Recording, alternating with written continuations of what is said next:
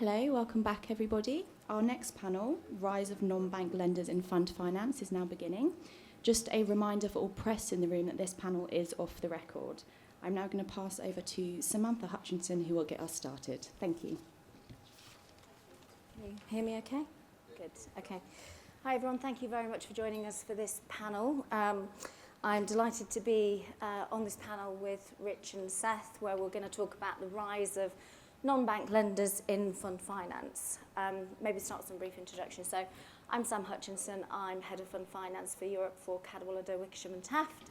I've been in the market for my sins for almost 25 years now, working with GPs and lenders, both banks and non-banks, in the fund finance space across all asset classes and across all products, which we'll talk about in a moment. Rich. Thanks, Sam. Richard Sahayek. So I'm a Managing Director at Ares in the alternative credit strategy. So Joel, who you met before, is my boss. And prior to that, I spent 15 years at Credit Suisse. Seth Perlman. I'm an Executive Director at Morgan Stanley. I've been there for 10 years, and for the last 5 years, I've worked on structuring and placing transactions that have some connection to LP interests, which we'll speak about today. Thank you. So the title of this panel is The Rise of Non-Bank Lenders in Fund Finance, and I think this is actually the first time at this conference that fund finance has had its own dedicated panel, which I guess of and in itself is an indication of how popular fund finance has become in a relatively short period of time. I think from my perspective, having been in the market for 25 years, I think it's fair to say that for the vast majority of that, we worked with principally banks in providing these types of products. But what we've really seen over the past 5 years or so, I think particularly in the aftermath of COVID, where GPs were presented with pretty bespoke liquidity challenges, is a significant increase in volume from non-banks coming into the market and providing solutions. So maybe what we can start with, Rich, is if you could talk us through how that rise has impacted you and your role, and maybe a little bit about the type of products that you provide in the market and what's driving that. Yeah, sure, Sam. So honestly speaking, I'm a perfect example of this, right? Because I spent 25 years doing fund finance in a bank, and now I do it at a non-bank. But honestly speaking, other than the fact that the name on my business card is different, my job is essentially the same. So, you know, I'm an example of that. And when you think why, it's ultimately it's down to capital, right? It's down to capital treatment and it's down to regulation. And so actually, you know, I was at Credit Suisse, and you know, for us it was always kind of risk-weighted assets, and that's what we were focused on. You know, for other people it could be loss given default, Basel III Endgame, Basel IV, whatever's coming down the pipe. All of that kind of makes for a very difficult environment to hold these loans on balance sheet. You kind of mix with that the perfect storm of the fact that at the same time you've got supply coming down, demand for these products is going up because you know, you've got this delayed exits, slowdown in M&A activity. At the same time, kind of funds are getting bigger and people need more capital. There's squeezes on other liquidity sources. So, you know, years ago you could get a subscription line that was kind of 6 years and no clean down provisions, and you know, people would use those for more than just working capital. You can't get that anymore. And so there has to be something to kind of bridge the gap. So when you put all that together, it's not hard to see why ultimately somebody that's, you know, not a bank will end up stepping into the breach to ultimately help kind of plug the gap for where there is this gap. And you know, whether it's Ares or someone else, that's ultimately, you know, that's ultimately us, and that's what we do. Just to your other question about kind of what we actually do in fund finance. You know, Joel mentioned it before. I thought the way he said it was actually really nice, and I won't say it as elegantly as he did, but I think he talked about flavors or ice cream. I don't know, but we kind of do NAV lending to fund of funds, to secondaries. We do NAV lending to primaries, to single funds. We're active in GP solutions, right, where you're essentially looking at GPs and providing financing against cash flows and things like that. And then we're also very heavily involved in kind of bank kind of transfer and risk transfer in fund finance. And frankly, all of those right now are pretty active. Yeah, and I think there's a sort of bifurcation in approach between the types of products and your involvement in those, because I think it's different if it's subline and different if you're approaching it from a NAV perspective. Seth, maybe come on to you. Yeah, absolutely. So I can speak about maybe the other side of fund finance a little bit, which is rated feeders, which is the aspect that I've spent kind of the most time on. Traditionally, rated feeders have been used for insurance companies, especially in the US, if they want to come into a fund, but their capital is based on the rating of the assets that they hold. Rather than just coming in directly into a fund, they can effectively buy rated portions of the fund as well as the unrated portion and get a very similar look-through exposure, but benefit from the fact that you can get some of that, some of it rated, and therefore get them better capital on it. But what a lot of the transactions that I've worked on have done is really not placing them vertically, but instead placing them horizontally. And placing different parts of that risk exposure even on day zero, so rather than waiting until there's assets to put a NAV financing against, but actually on day zero saying that there can be tranching of these sort of exposures based on what the differentiated risk is. It doesn't have to be a monolithic exposure to a credit fund. And then placing the rated portions of those exposures with insurance companies, placing maybe the mezzanine exposures of those transactions with non-bank lenders, and then placing the equity with sort of more traditional levered equity investors like pensions and family offices. And so this is allowed effectively in a spot where banks would not have historically played in this in either way, right? I mean, these are very long 15-year legal final transactions. They have relatively open investment boxes because they're just mirroring what the underlying fund is doing. But there's a good spot for us to participate in this market by matching up these managers looking to raise with lenders looking to provide capital in that space. One of the things that I've perceived in the market is the increase of rated feeders in the UK, and I think over the past couple of years it seemed to be a US-specific type fundraising solution. What do you think is driving the growth in the UK? Sure. I think I can touch on two things. One that is, I think, geographic specific, and one is just the growth of rated feeders in general, right?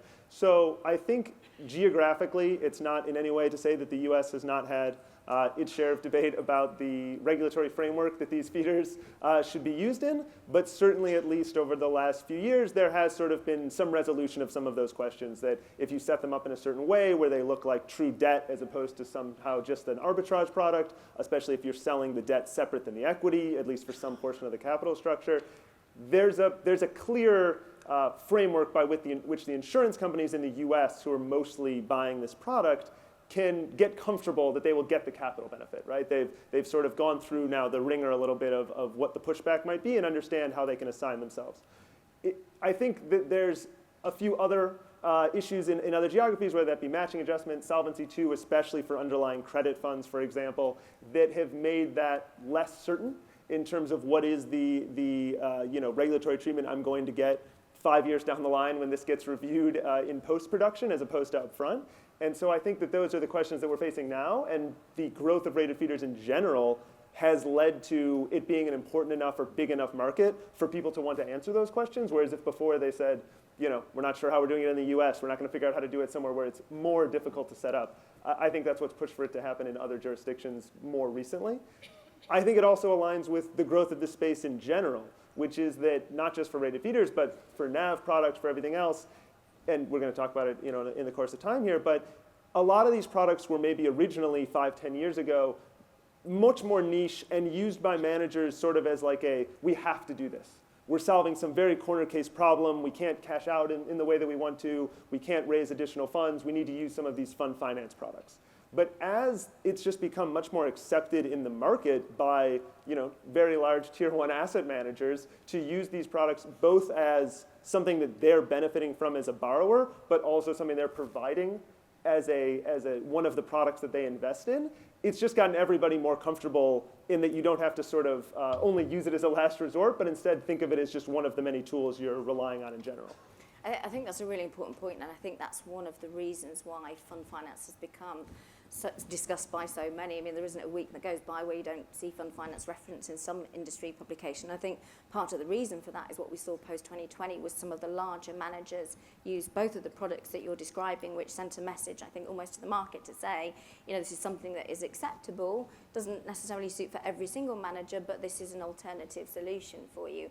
And I think that that has sparked a discussion and the beginning of an education process, which I'd love to talk about in more detail in a moment, around actually that's the period that we're going through in the same way as we saw it with sublines. We're going through a NAV education, alternative liquidity solution process.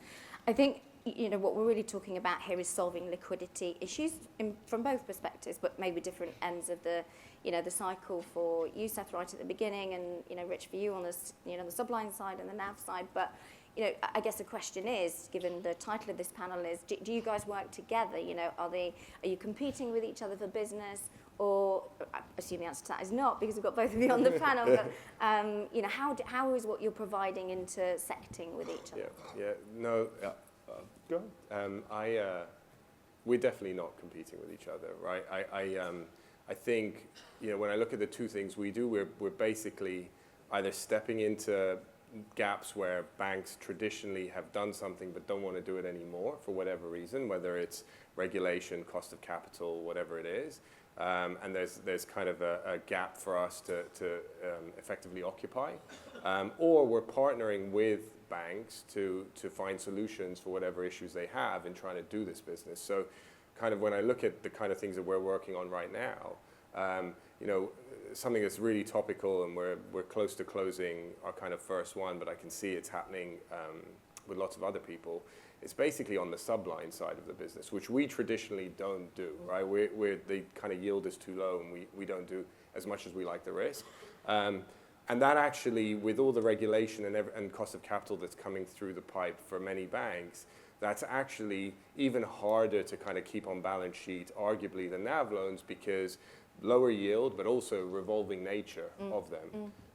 And so we've had many conversations with people, and as I say, we're close to closing our first transaction in this, where banks are coming to us and saying, this is a big business for us. And actually, we need to continue to do this business because it feeds all other parts of our bank, right? We've got all these ancillary products with the sponsors, you know, and we can only get that access if we maintain our position with their subscription lines. But we don't have any more capital for this. And, you know, funds are being raised at a high velocity, but the old funds are still there. They're not paying out and closing up and as they're quickly. there for longer, right? Exactly. And frankly, you see like the fund sizes these days, you take a $20 billion fund, that's a $5 billion subline. Right? That's like 30 banks or something. That's not easy to put together by any stretch of the imagination. And so the things that we're looking at are basically, look, one example is effectively a forward flow kind of subline securitization for someone, where they're effectively putting the funded pieces of their subscription lines, of older subscription lines, into a box, right? And we're cutting up that box to have different people take on different parts of the transaction. And to me, that's a perfect example of how different players in the space partner together and ultimately solve a liquidity issue so that people can continue providing this very, very useful and required tool for sponsors. And so we have banks in that structure, we have non-banks in that structure. And the interesting part of that is that, you know, when we were putting this together, everyone was kind of concerned about, at some point, we're going to have to tell the sponsors, this is what we're doing. And are you okay that rather than having, you know, kind of one bank provide the subline or one bank running the subline, you are now going to have this solution? And no one really knew what the reaction was going to be. But interestingly enough, the reaction's been really positive from sponsors because they ultimately see that end of the day, they need the subscription lines. You know, call it subscription lines, call it NAV lines, call it whatever it is, but they need that financing. And this is an elegant and efficient way to give them all parts of the market in that same product. So that's one example. We're doing that with NAV books as well. That's something that when I was at Credit Suisse, frankly, we looked at as well to solve our kind of risk-weighted asset issues. But very much it's kind of partnership, and Joel mentioned it before, but where we do stuff on the rated side, on the insurance side, that's definitely lower yield, but it's not like plain vanilla bank stuff that frankly we just can't compete in, but it's opening another source of capital where we can sit alongside these guys and kind of try and work and put a solution together. I think the subline space in particular is very interesting in terms of looking at that interplay between banks and non-banks. Not to spend too long on this, but we worked on a structure back in 2020, and I think it was the first time a program had been developed to try and house insurance money for the purposes of deploying it into the subline space. And I think directly deploying that money into sublines from insurance companies, for example, is very challenging, actually, given the revolving nature, the fact that the facilities, at least a portion of them remain undrawn for a potentially long period of time. So to try and find a solution which solves those issues, I think is really necessary in the market. To your point, the private markets has grown exponentially. That's going to continue to grow. Sublines are now accepted. They're needed. LPs want them because of the administrative burden on them in terms of whether they're required to deliver a drawdown notice, etc., and commit to a drawdown notice. So I think this is a really interesting and perfect example of how banks and sponsors can work together.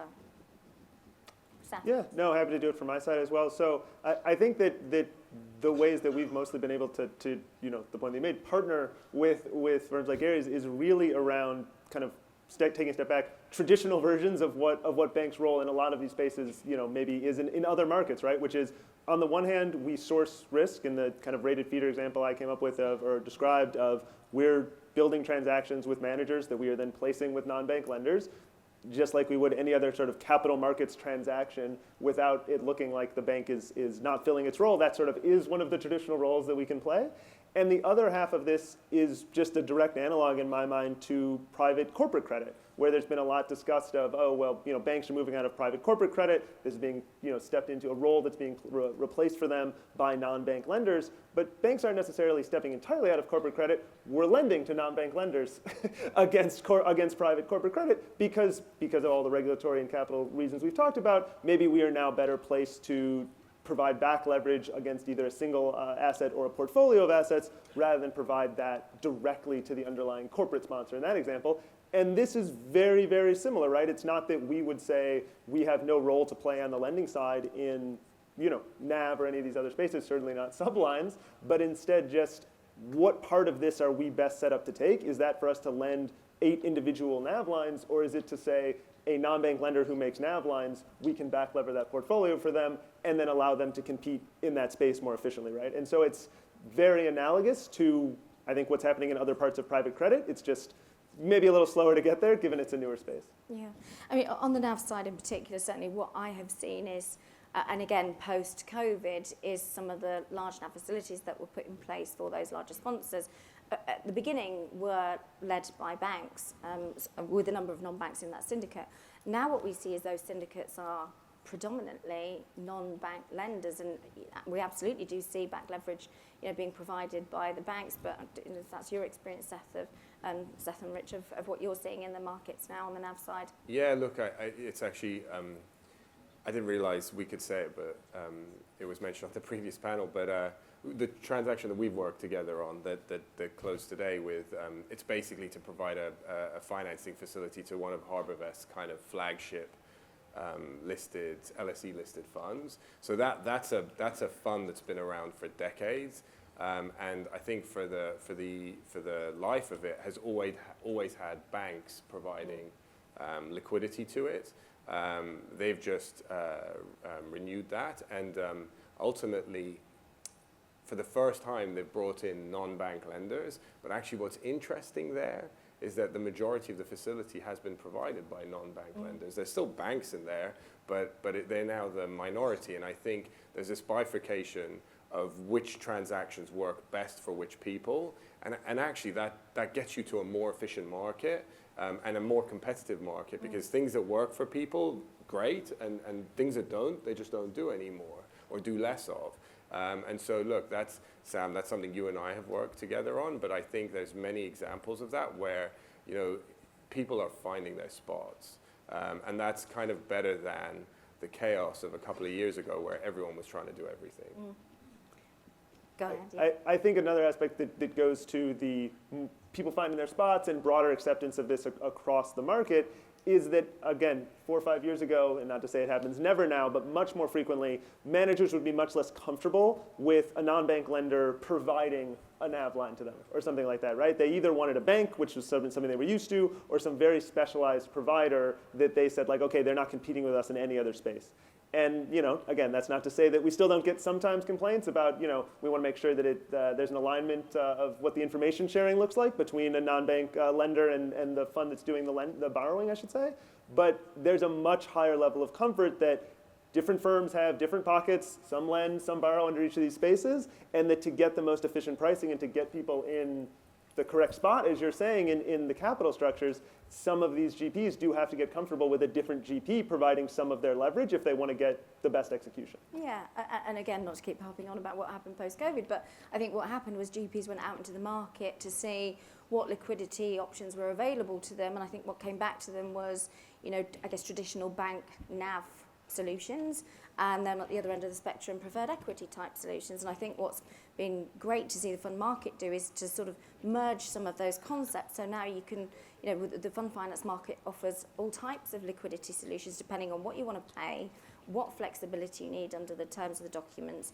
I think, the challenging exit environment means that GPs can't necessarily say, I'm going to sell all my assets within 3 years and I'm going to fully repay within 3 years. And I think the additional flexibility that non-banks can provide is really important in terms of making sure those GPs do have those options available to them. We've got 8 minutes left, so I have maybe another couple of questions. So maybe a short question, but lots of the focus in terms of NAV and non-bank lenders has been around PE.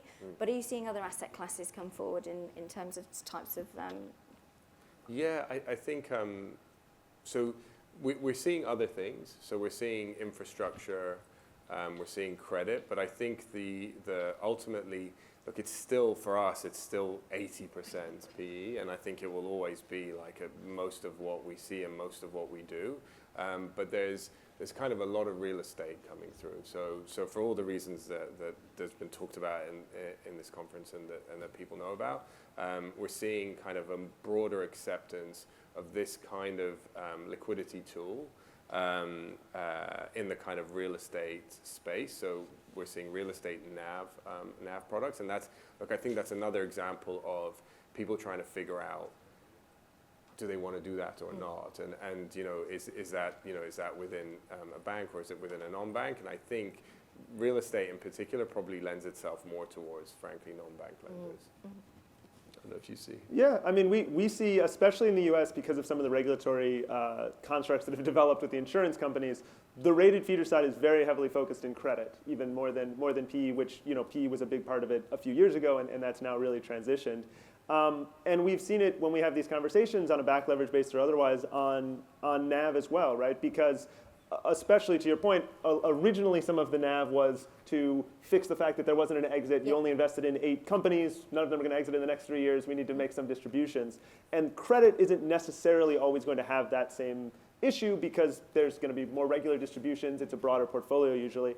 But once firms have seen the effectiveness of NAV in just providing some marginal levered returns or giving liquidity to allow them to make follow-ons, et cetera, we're seeing that in credit as well. In credit that is not necessarily just pure, down the middle of the fairway, middle market direct lending, but, credit that's slightly off the run, right? Whether it be credit secondaries, NAV lending itself, a fund that does NAV lending, things like this, or more concentrated portfolios of corporate credit, where even though they're not solving a specific distribution concern, they're just saying, there's another way for us to risk tranche what is not a uniform product.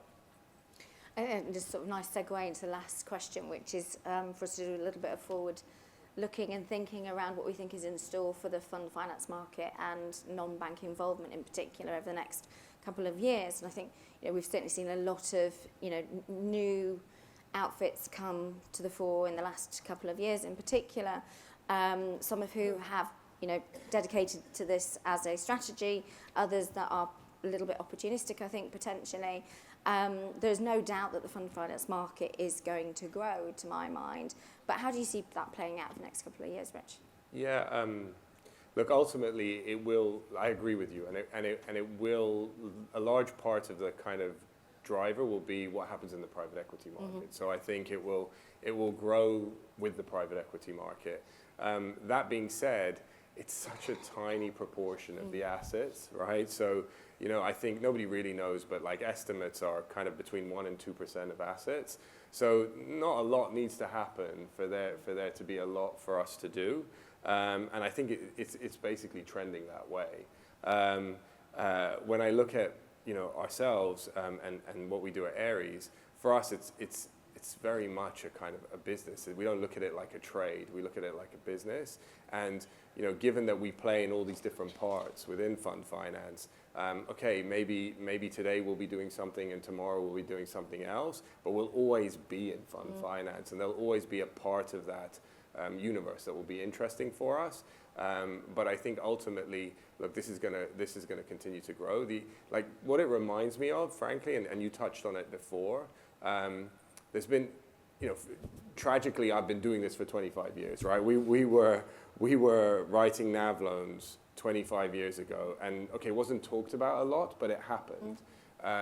Today, there's a lot more noise around them, and what it makes me think of is frankly exactly what happened with sublines, right? So there was a kind of noise and education process and some kind of rules and parameters that went around trade so that they became kind of acceptable, and everybody knew this is what it was going to look like, and it's going to be in your fund. And I think NAV lines are going through the same thing, for example, right? And there was noise, but you're already seeing it kind of peter out.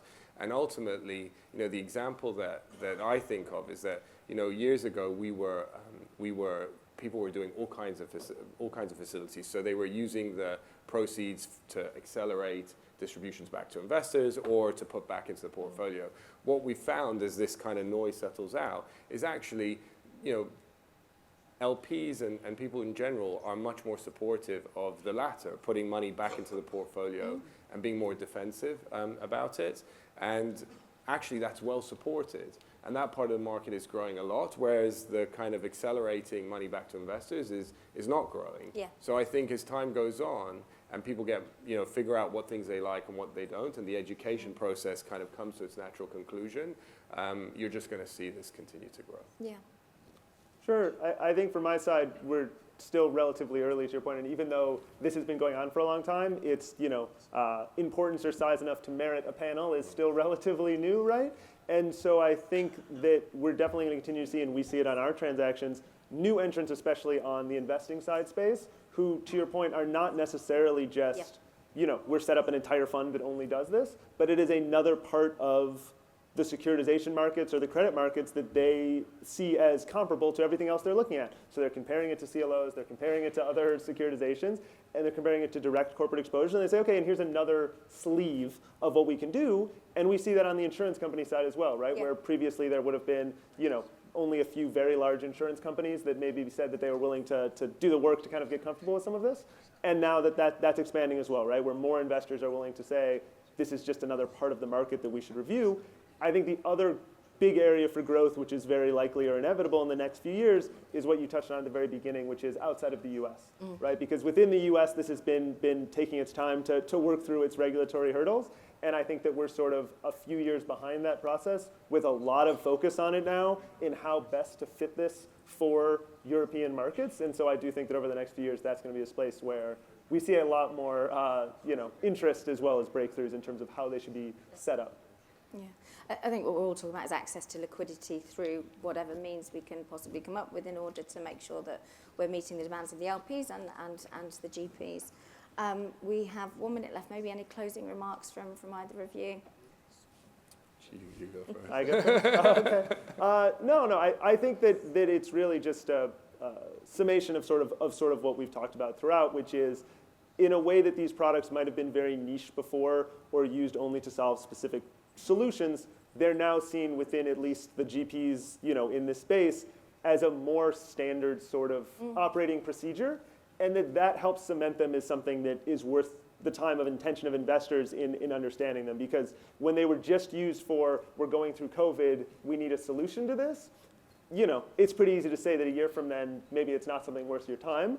But now that it has become something that has permeated so many different use cases, I think it's less likely that even as one use case becomes out of favor, the product itself will fade away. Totally agree. And maybe I'll just go next in terms of, I think the perception as an advisor in this market is that when people talk about fund finance, you're just talking about subscription lines. And I think, one of the reasons why I enjoy what I do every day is that actually the fund finance market is consistently coming up with new technologies, new solutions, new participants in the business. And I think that the more, to your point, Rich, that the market talks about this and goes through an education process. And I think transparency as well, the same as what happened with the subprime industries. Once ILPA got involved and started talking to LPs and collecting their views, and everyone started to have a really open conversation about what those products should do, that became, an entrenched part of the private markets. And I do see this happening with these products now over the next couple of years. The only point I'll mention is that what's interesting to me is that actually there's kind of new jobs and new roles being created at sponsors specifically to deal with these products, right? And I think of my old home, Credit Suisse, and I think about my former colleagues. Many of them have ended up in seats like that, where they're basically facing people like us to organize their facilities. And the reason for that is back in the day, it wasn't that hard. You would, people wanted to lend you money and it was quite easy to put it together. Whereas now it's difficult. Yeah. And you need people dedicated to put that together. And by the very fact that those people are sitting in those chairs, to me, tells me kind of everything you need to know about this. Yeah. Thank you very much. We have 1 minute left. We've gone over. Negative. Oh, we've gone over. Oh, that's my splashing. Oh, in which case, thank you both so much. I hope you enjoyed the panel. Thank you. Thank you. Thank you very much.